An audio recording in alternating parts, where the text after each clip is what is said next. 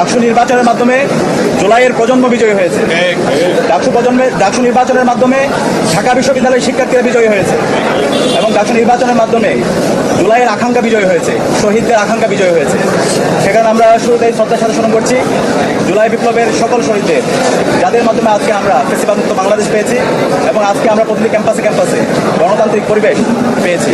একই সাথে আমরা স্মরণ করছি বাংলাদেশের আজাদী আন্দোলনের সকল শহীদদের, বিশেষ করে মহান মুক্তিযুদ্ধের সকল শহীদদের, 90-এর স্বৈরাচার বিরোধী আন্দোলনের সকল শহীদদের, আধিপত্যবাদের বিরুদ্ধে, আগ্রাসনের বিরুদ্ধে লড়াই আমাদের অগ্রনেতা শহীদ আবরার ফাহাদ সহ ক্যাম্পাসের ছাত্রলীগের নির্যাতন নিষ্পেষণে যতজন শহীদ হয়েছে সকল শহীদদের আল্লাহ পাক তাআলা সকল শহীদদের জান্নাতুল ফেরদৌসের মেহমান হিসেবে কবুল করুক, আল্লাহুম্মা আমিন।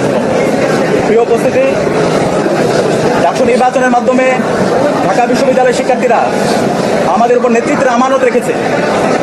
আমরা দৃঢ়কণ্ঠে বলতে চাই, ডাকসু নির্বাচনে ঢাকা বিশ্ববিদ্যালয়ের শিক্ষার্থীরা সাদিক কায়েম, এস এম ফরহাদ, মহিউদ্দিন খান সহ ঐক্যবদ্ধ শিক্ষার্থী জোটের আমাদের প্যানেলের উপর যে আমানত রেখেছে, আমরা সেই আমানতের যথাযথ হক আদায় করবো ইনশাআল্লাহ।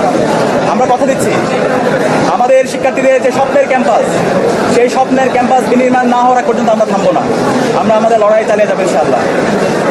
আমি ডাকসুর ভিপি হিসাবে আপনাদেরকে আমি পরিচয় দিতে চাই না, ঢাকা বিশ্ববিদ্যালয়ের শিক্ষার্থীদের কাছে আমি ডাকসুর ভিপি হিসাবে পরিচয় দিতে চাই না।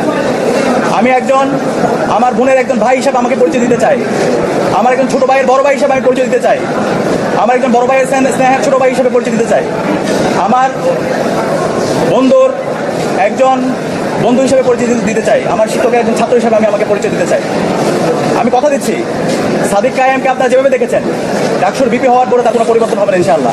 শিক্ষার্থীদের যে কোনো সমস্যা, ব্যক্তিগত সমস্যা, পারিবারিক সমস্যা, ক্যাম্পাসের বাইরে যে কোনো সমস্যায় তার পরিবার যেভাবে পাশে থাকে, আমরা ইনশাআল্লাহ কথা দিচ্ছি ঢাকা বিশ্ববিদ্যালয়ের প্রতি শিক্ষার্থীর পাশে আমরা আমাদের সবটুকু দিয়ে পাশে থাকবো ইনশাআল্লাহ। আমরা এই ঢাকা বিশ্ববিদ্যালয়কে একটা মাল্টিকালচারাল ইনস্টিটিউট হিসেবে আমরা বিনির্মাণ করব এবং আমাদের প্রতিজ্ঞা, আমাদের এই ঢাকা বিশ্ববিদ্যালয়কে আমরা একটি পূর্ণাঙ্গ একাডেমিক ইনস্টিটিউট হিসাবে আমরা পরিণত করব। একজন বিশ্ববিদ্যালয় শিক্ষার্থী প্রথম বর্ষ থেকে তার চমৎকার একাডেমিক এনভায়রনমেন্ট এখানে পাবে, গবেষণার পরিবেশ থাকবে, তার আবাসন নিয়ে ভাবতে হবে না, তার খাদ্যের নিরাপত্তা থাকবে, স্বাস্থ্যের নিরাপত্তা থাকবে এবং আমাদের নারীদের জন্য একটা নিরাপদ ক্যাম্পাস হিসেবে আমরা গড়ে তুলব। আমরা সবার কাছে দোয়া চাচ্ছি, সারা দেশের মানুষ আমাদের জন্য দোয়া করেছেন, আমাদেরকে পরামর্শ দিয়েছেন, বিশ্ববিদ্যালয়ের শিক্ষার্থীরা আমাদেরকে পরামর্শ দিয়েছেন। আমরা কথা দিচ্ছি শিক্ষার্থীদের যে আকাঙ্ক্ষা, তাদের সেটাই আমাদের আকাঙ্ক্ষা, শিক্ষার্থীদের ভয়েসে আমাদের ভয়েস, শিক্ষার্থীদের প্রত্যাশা আমাদের প্রত্যাশা। আমরা আমাদের এই ক্যাম্পাসকে স্বপ্নের ক্যাম্পাস বিনির্মাণ না হওয়ার পর্যন্ত আমরা আমাদের লড়াই চালিয়ে যাবো ইনশাআল্লাহ।